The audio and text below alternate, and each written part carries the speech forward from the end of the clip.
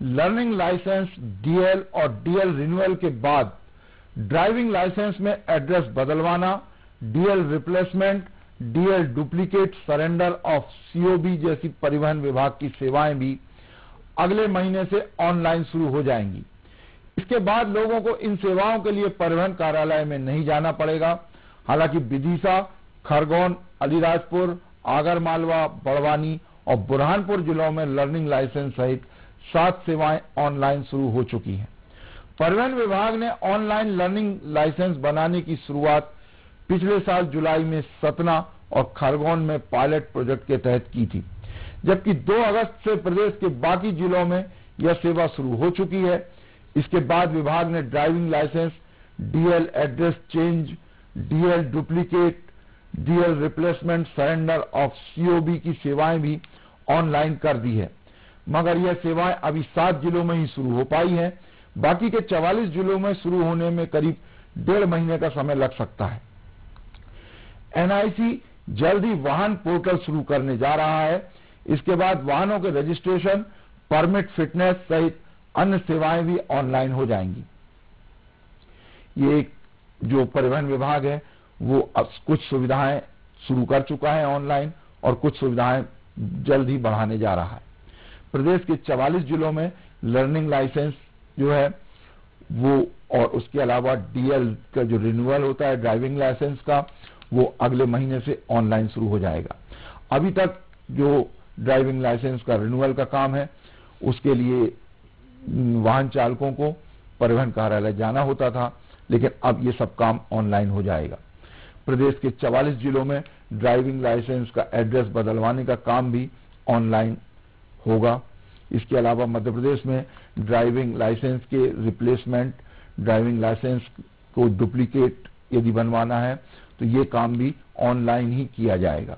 लोगों को इन सेवाओं के लिए परिवहन कार्यालय अब नहीं जाना होगा, जबकि अभी तक इन सब कामों के लिए परिवहन कार्यालय के चक्कर काटना पड़ते थे। विदिशा, खरगोन, अलीराजपुर, आगरमालवा, बड़वानी और बुरहानपुर में ये 7 सेवाएं ऑनलाइन शुरू हो चुकी हैं। पायलट प्रोजेक्ट में ऑनलाइन लर्निंग लाइसेंस जुलाई 2021 से सतना और खरगोन में बनने लगे। ऑनलाइन लर्निंग लाइसेंस बनाने की शुरुआत 2 अगस्त से प्रदेश के बाकी जिलों में भी शुरू हो चुकी है। जल्द ही वाहनों के जो परमिट हैं और रजिस्ट्रेशन, इसके लिए भी ऑनलाइन सारी प्रक्रिया होने लगेगी। इसके लिए भी और जो आरटीओ दफ्तर के चक्कर नहीं काटना पड़ेंगे। इतना ही नहीं, वाहनों का जो फिटनेस है वो भी ऑनलाइन करने का काम परिवहन विभाग जल्द ही शुरू करेगा। वाकई परिवहन विभाग में लोगों को बहुत ज्यादा दिक्कत आती थी। यही कारण है कि परिवहन विभाग एक के बाद एक सभी सुविधाओं को ऑनलाइन करने जा रहा है। ऑनलाइन सुविधाएं होने से लोगों को दिक्कतें कुछ कम होंगी। अब रुख करेंगे एक और प्रशासनिक खबर की ओर। राज्य सरकार भवन विकास निगम के जरिए नए साल में 10,000 करोड़ के मेगा प्रोजेक्ट शुरू करने की तैयारी कर रही है। पहली बार पीडब्ल्यूडी की जगह एमपीबीडीसी और पीआईयू के जरिए CM rise school, medical college और आदिवासी इलाकों में 40 से ज्यादा अस्पतालों का निर्माण होगा। दरअसल राज्य सरकार ने ये जो के अंतर्गत आने वाले भवन निर्माण की कार्यों के लिए बिल्डिंग कारपोरेशन का गठन कर दिया है। प्रदेश में सीएम राइज योजना में करीब 9,200 स्कूलों में विकास कार्य होना है। इन स्कूलों के नए भवनों का निर्माण होगा। इसके अलावा प्रदेश में मंडला में 249 करोड़ 63 लाख, सिंगरौली में 258 करोड़ 7 लाख, श्योपुर में 256 करोड़ 83 लाख, राजगढ़ में 56 करोड़ 55 लाख, नीमच में 253 करोड़ 7 लाख और मंदसौर में 270 करोड़ 49 लाख की लागत से मेडिकल कॉलेज का निर्माण करवाया जाएगा। राज्य सरकार ने इन मेगा प्रोजेक्ट के लिए एजेंसियों का इम्पैनलमेंट शुरू कर दिया है। इसमें केंद्र सरकार के सार्वजनिक क्षेत्र के उपक्रम भी निर्माण के लिए शामिल हो सकेंगे। इसके लिए 150 से 300 करोड़ के कामों के अनुभव, 1,000 करोड़ की नेट वर्थ वैल्यू, 3 सालों में 2,000 करोड़ का वार्षिक टर्नओवर, एम्स जैसे प्रोजेक्ट में मैनेजमेंट कंसल्टेंसी और ग्रीन बिल्डिंग बनाने का अनुभव जैसी शर्तों को रखा गया है। राज्य सरकार ने सभी विभागों के अंतर्गत बनने वाले भवन निर्माण के कार्यों के लिए बिल्डिंग कॉर्पोरेशन में 198 पदों की स्वीकृति दे दी है। इसमें प्रतिनियुक्ति और संविदा पर प्रमुख अभियंता सहित बाकी का स्टाफ रखा जाएगा।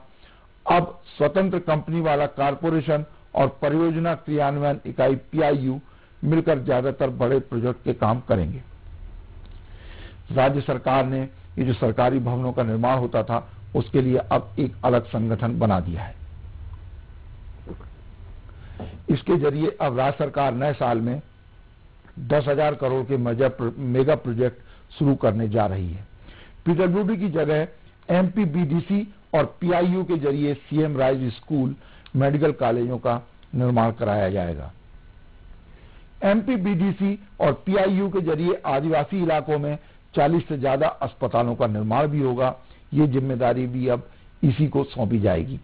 राज्य सरकार ने सभी विभागों के भवन निर्माण के कार्यों के लिए बिल्डिंग कॉर्पोरेशन का गठन किया है।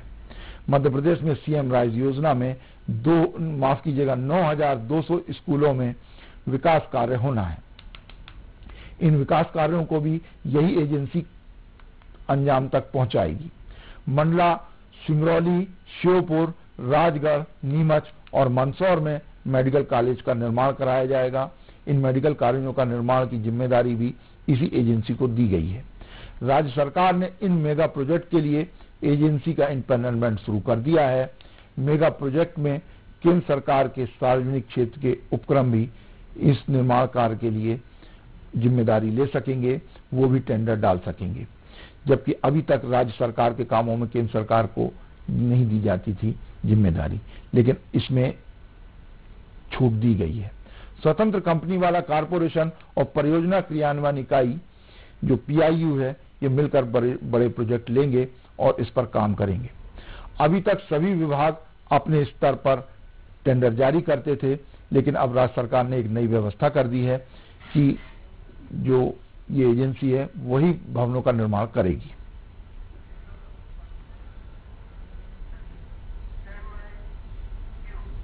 अब बात करेंगे खास सेगमेंट चलते चलते की, जिसमें राजनीति या ब्यूरोक्रेसी के क्षेत्र में चर्चित प्रसंग की बात की जाती है।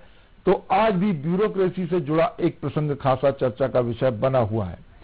पिछले दिनों प्याज के बीज घोटाले की चर्चा मंत्रालय के गलियारों में जोरों पर थी। चर्चा का ही नतीजा था कि उद्यानिकी विभाग से प्रमुख सचिव और संचालक दोनों को ही रुखसत कर दिया गया था। प्रमुख सचिव भारतीय प्रशासनिक सेवा की अफसर हैं और संचालक भारतीय वन सेवा के अफसर हैं। बीज घोटाला संचालक के कार्यकाल का था, इसलिए कहा यह जा रहा था कि केवल संचालक को ही हटाना था, लेकिन ऐसा नहीं हुआ। अब इस मामले में चर्चा हो रही है कि ऐसा निर्णय करवाने वाले भी एक प्रमुख सचिव हैं। उन्होंने ही सलाह दी थी कि विभाग से केवल संचालक को हटाने से सरकार की छवि खराब होगी, इसलिए संचालक के साथ प्रमुख सचिव को भी हटा देते हैं। दरअसल उद्यानिकी विभाग के संचालक सलाह देकर निर्णय करवाने वाले इस प्रमुख सचिव के खास माने जाते हैं। इनका मानना था कि उद्यानिकी विभाग से प्रमुख सचिव को नहीं हटाया गया तो प्याज के बीज घोटाले की जांच में तेजी आ जाएगी और संचालक को बचाना मुश्किल हो जाएगा। दर्शक समझ तो गए होंगे कि इस तरह की सलाह देकर निर्णय करवाने वाला प्रमुख सचिव कौन है। फिर भी दर्शकों की सुविधा के लिए बताते चले कि यह प्रमुख सचिव महोदय 5वीं मंजिल पर बैठते हैं और लोग इन्हें ईमानदार समझते हैं। इनसाइड राजतंत्र में आज बस इतना ही। कल फिर मिलेंगे राजनीति और ब्यूरोक्रेसी के कुछ नए फैसलों की इनसाइड स्टोरी के साथ। तब तक के लिए मुझे दीजिए इजाजत। खबरों के लिए आप देखते रहिए न्यूज वर्ल्ड।